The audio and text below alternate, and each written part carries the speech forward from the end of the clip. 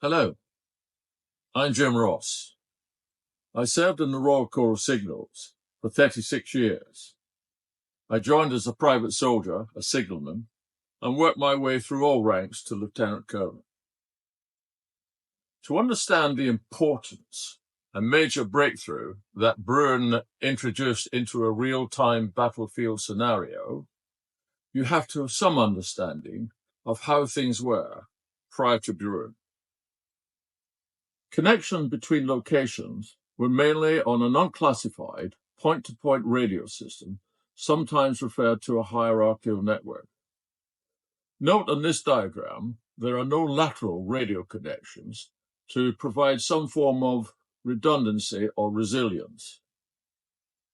This network used a C41 radio, which operated between 50 and 100 megahertz.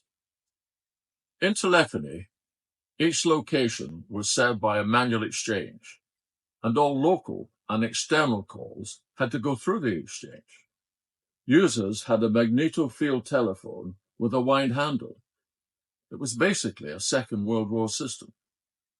In addition, the amount of line and cable that needed to be laid for interconnection meant that it was manpower intensive, and the whole system was unclassified. Telegraphy, or formal messaging, was provided by utilizing the unclassified radio network and protected at each location by an encryption device, a bit 610 called Elvis, which provided a single duplex channel cleared up to secret. The terminal equipment was a T100 teleprinter, and all this was housed in a large independent vehicle. At main points, messages were handled in tape form, and this was an antiquated and manpower-intensive system. Hence, the four main areas where Bruin had a major impact are: the area communications connections formed a large matrix network with inbuilt redundancy and resilience, and was fully secure up to secret. Telephony became automated both locally and externally, and each location was fully secure up to secret. Telegraphy no longer required independent vehicles, and again was fully secure up to secret. Facsimile, which was not available prior to Bruin, provided fully secure up to secret transmission of major maps and diagrams. In the Bruin network, each radio link supplied at least 6 separate secure channels, and between brigade and division, it used a C50 radio operating between 225 and 400 megahertz.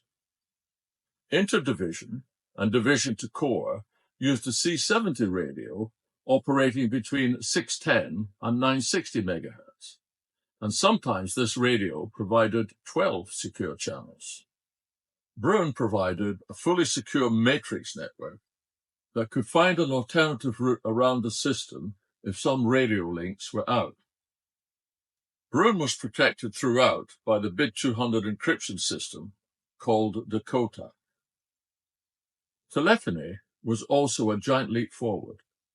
An automatic exchange with 20 subscribers at brigade, 40 subscribers at division, and 100 subscribers at corps.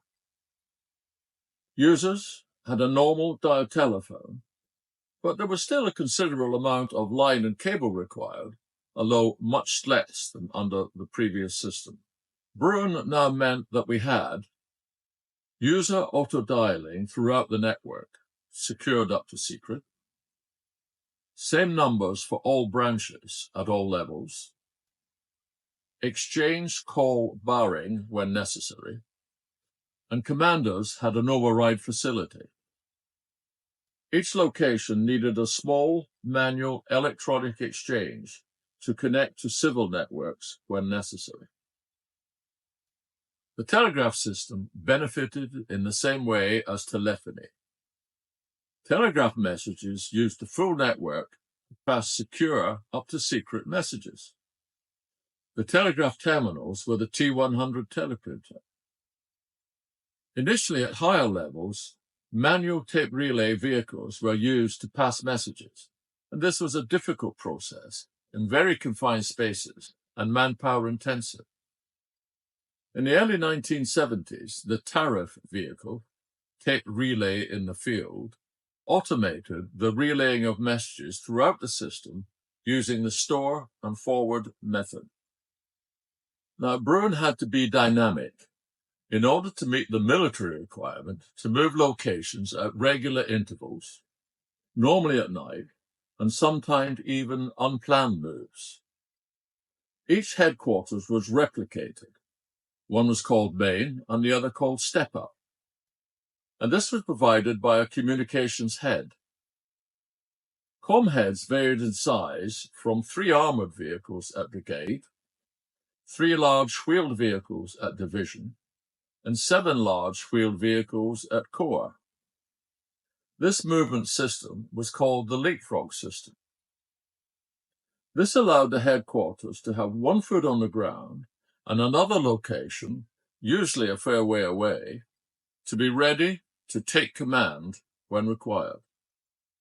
The hilltop locations were provided by communication centers called comcens, which required a large number of vehicles and manpower. In order to facilitate battlefield movement, some parts of the matrix network had to break down and set up in new locations in such a manner that the entire network was always available to all locations across the battlefield. Initially, Bruin had no management system, and signalers used battle maps to pinpoint communications locations and plan future moves to meet the battle plan. In the late 1970s, the Bruin Management Information System was introduced. Each signals unit had a BMIS terminal and input all their important, relevant information into their terminal, and this could be interrogated by any other terminal in the system. Bruin outlived its planned lifetime by many years, and from its start was the envy of other nations, and it provided an excellent service until it was replaced by ptarmigan in the early 1980s. Now, postnote.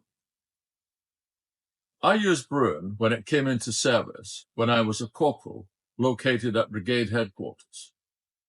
Little did I know that a number of years later, as a captain at corps headquarters, I would be the frequency manager whose responsibility it was to keep the entire system working when deployed. Thank you.